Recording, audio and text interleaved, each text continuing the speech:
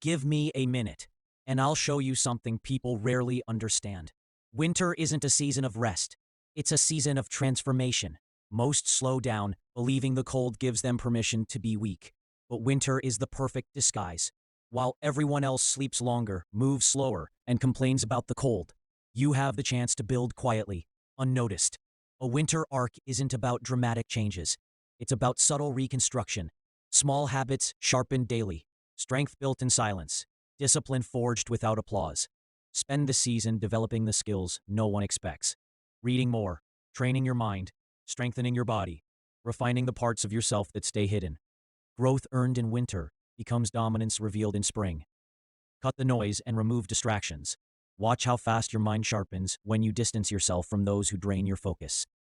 Winter favors those comfortable with solitude. Because solitude is where clarity begins, everyone waits for the right moment to evolve, forgetting that winter creates the strongest versions of people. Those who endure cold nights build resilience others can't imitate. They develop patience, endurance, and a mind that refuses to break. So while others use winter as an excuse, you use it as preparation. This is your quiet season, your rebuilding season, the version of you they won't recognize when the snow melts.